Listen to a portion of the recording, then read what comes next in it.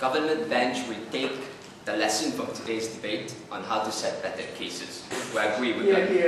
What we would argue on side closing opposition is we will reconcile the differences between the teams in the debate.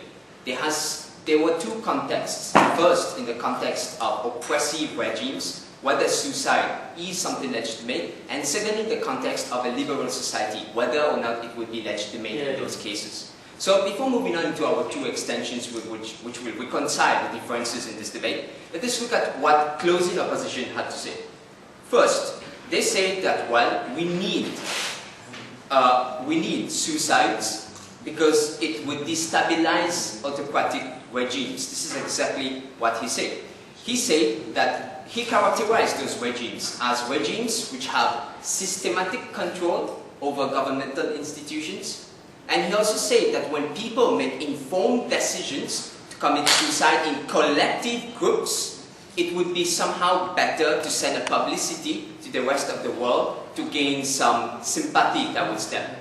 Big problem solution mismatch. Why? Firstly, we completely agree with the characterization of a systemic control of all governmental institutions. That is why we tell you, in all autocratic societies, there is an iron grip on the media which is supposed to be displaying the very information that they want towards the public within the nation and towards the international community as a whole. We think that this very systemic control is proportional to the level of autocracy. The more autocratic a government is, the less media freedom you have to express dissenting political views against the state. And the less autocratic it is, the less of a reason you have to oppose the state. So they're kind of in a catch-22 here. None of this characterization of complete control of the state over the media is favorable to them. But even if they didn't lose this debate at this point, secondly we would argue, let's take a logical look into this debate.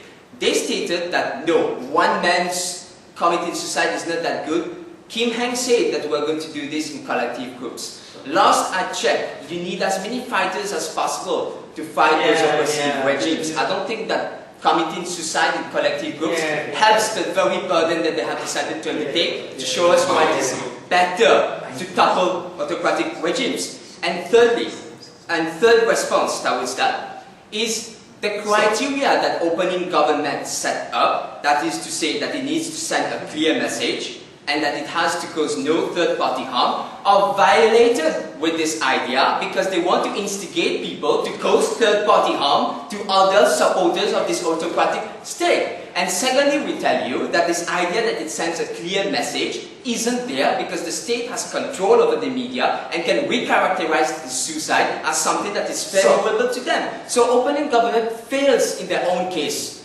using their own goddamn criteria. Therefore, we argue, our position as closing opposition in this debate is that it is better for people to fight to the deaths, like in the Arab Spring and like in Syria, and suicide should never be considered a legitimate form of expression towards governments in those states. It makes things worse. That was our first extension. Secondly, we would argue, and this is where we reconcile differences in this debate, we argue that it makes situations definitely worse in the autocratic societies. Now let us take a look at more liberal societies where suicide can be considered as a legitimate form of expression. This is what they would say. We would disagree with that still. Why? Because our position is simple. We argue that since Albert himself conceded that there might be other avenues of expression and that this debate is not about the necessity, we agree to that. But we are going to tell you that using rational arguments in the public sphere to convey your own opinions is much better than using suicide to do the same thing. Why? Which brings me exactly into our... Take a seat, Albert. Which brings me into my extension. We would argue that the usage of suicide as a method of expression to convey your position in a particular issue leverages the emotional capabilities of citizens who are supposed to make an informed decision on this issue before they give you the support, and this is in itself harmful. Because we would all agree that in the public sphere, people have a right to provide some information. They can convey their views using various methods. using politicians, the media, the public, which have an incentive to listen to your cause if your cause is just.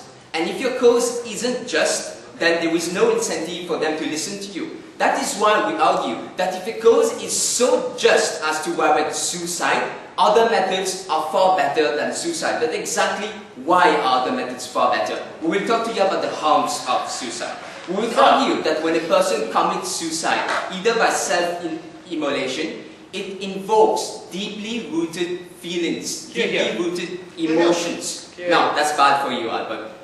Why? Because we argue that people are generally predisposed to react emotionally towards death. And that exactly is the problem. Because our premise here is that when citizens need to make a choice to support a particular cause, this cause has to be just. And the only way that citizens can rationalize on that is to have a proper information to do so in the first place. The moment you use an emotionally disturbing thing like suicide, it leverages the hardwired instincts of people to be predisposed towards an emotion over the rational decision-making capabilities of those people. And we argue that in cases where those issues are indeed conflicting, the one side that has to lose in this issue is the side that does not use suicide as a counter-leverage towards this issue. That is our problem with suicide. We argue that in liberal democracies, when you can allow for other forms of expressions, when politicians are more than willing, the media is more than willing to listen to controversial and just causes, where it is most likely going to be represented and aired in public, we argue that when we cross the step and use suicide, you make this cause a cause which is unjust because of the means that you use. You prevent people from making decisions on the real values behind why you're going for suicide, and you make people use emotions more about it. And under liberal democracies, the premise is that citizens need to make a decision based on information and not on rationality. That is why we proudly oppose and we win this debate. Thank you.